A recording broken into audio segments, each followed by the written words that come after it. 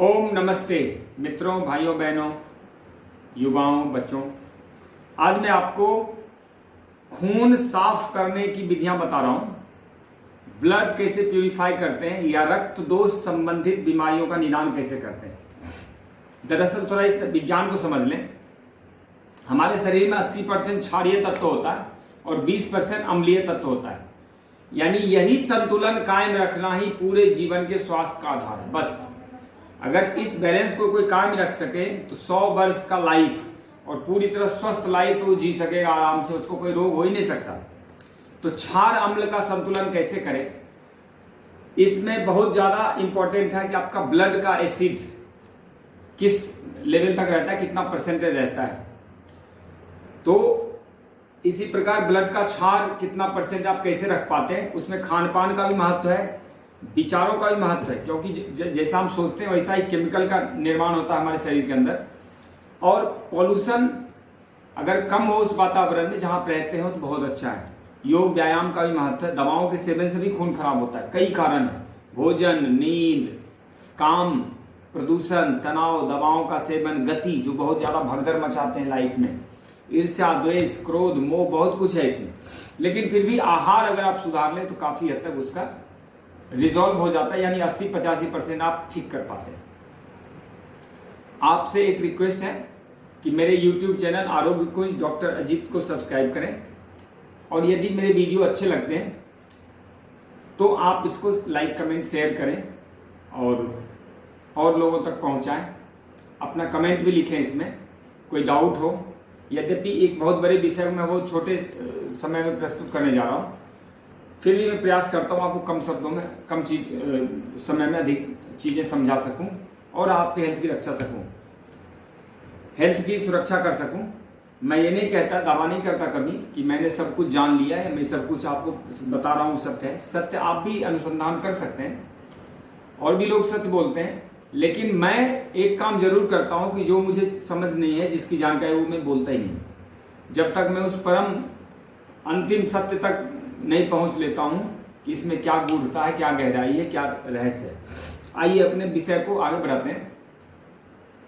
दरअसल आपके भोजन में जो भी चीजें नेचर ने दिया है वह सब क्षारीय है और शरीर के अंदर अम्ल होता है। जब क्षार अम्ल से क्रिया करता है तो वो न्यूट्रलाइज हो जाता है और शरीर का बैलेंस अपने आप संतुलित रहता है। आपको कुछ करने की जरूरत नहीं। इतने पशु पक्षी जीव जंतु इस संसार में नॉर्मल नेचुरल डाइट करते हैं और कभी बीमार नहीं होते। ना उनके लिए कोई अस्पताल है, ना कोई डॉक्टर, ना इंजेक्शन, ना कोई उनके लिए कोई न्यूट्रिएंट्स है, या कहते हैं कि एक डाइटिशियन है जो उनको समझाए क्या खाना है, कब। उनको पता होता है कि क्या खाना है, कितना खाना है, कब खाना है।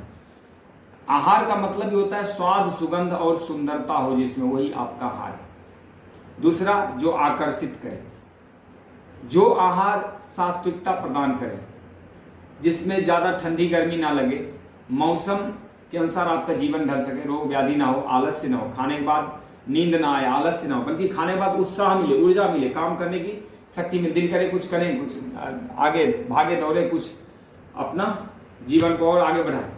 तो 5-10 चीजें बता देता हूं, उसमें आप समझ पाएंगे। चीजों का बेस में आपको समझा दूंगा, ज्यादा सूक्ष्म में जाऊंगा बहुत समय लगेगा।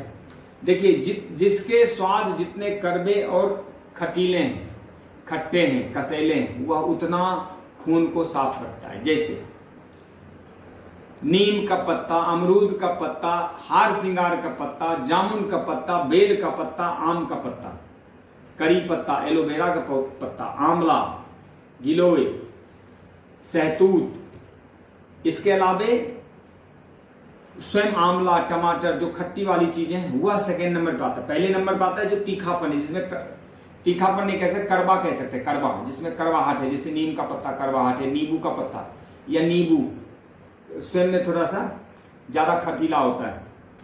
तो एक तो जो तीखा है वह एक नंबर पर आता है, ब्लड प्यूरिफायर। दूसरा है जो कसैला है और खट्टा है। खट्टे में तो नींबू और मौसमी वगैरह आते हैं, और भी कई चीजें आती है, जैसे एक आमरा आता है, और जो एक खट्टा वाला टमाटर आता है। ये सब टमाटर में कई प्रजातियां होती हैं। इसके अलावे जो साग पत्ते हैं जैसे मेथी, बथुआ, पालक, धनिया, पुदीना, सरसों, मूली, गाजर, यह सब 3 नंबर पर रख लीजिए। आंवला वगैरह 2 नंबर पे आएगा, साग पत्ते 3 नंबर पे आते हैं। 4 नंबर पे आते हैं रस वाले फल जो मीठे हैं, जैसे आम है, संतरा है, अंगूर है, चीकू है, शहद है, यह सब 4 नंबर। और 5वें नंबर पे वो आते हैं जो ठोस फल है, जैसे नारियल है, केला है, अमरूद है, सेब है, यह सब 5 नंबर पे। ये 5 मैंने प्यूरिफायर बताया। इसके अलावा जो भी नेचुरल डाइट है वो सब प्यूरिफायर ही है।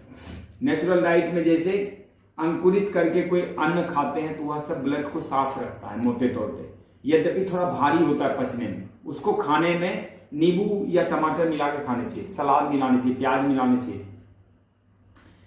लेकिन जैसे ड्राई फ्रूट है तो ड्राई फ्रूट भी अपने आप में ब्लड प्यूरिफायर है। अखरोट है, काजू बादाम है, इसके अलावा छुहारा, किशमिश, अंजीर, खजूर, चिलगोजा, ये सब ब्लड प्यूरिफायर है। मीठा होने के बावजूद ब्लड प्यूरिफायर है क्योंकि ये नेचुरल है।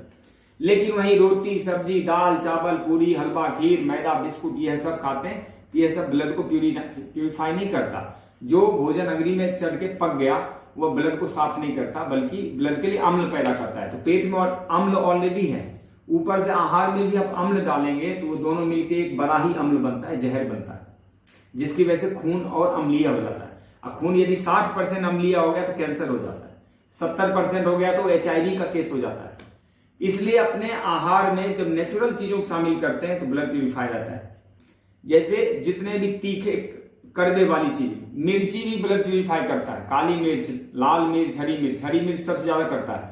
लेकिन एक और गुण है उसमें, मिर्ची, अदरक या पिपली में या सौंठ में, कि वह कफ को भी निस्सारित कर देता है, कफ को निकाल देती है। और इसमें जो तीखापन है वो तीखापन कफ को नाश करता है। लगातार ऐसे करते हैं, जो बड़े कफ के रोगी हैं वह अपने कफ को दूर कर सकते हैं इसे।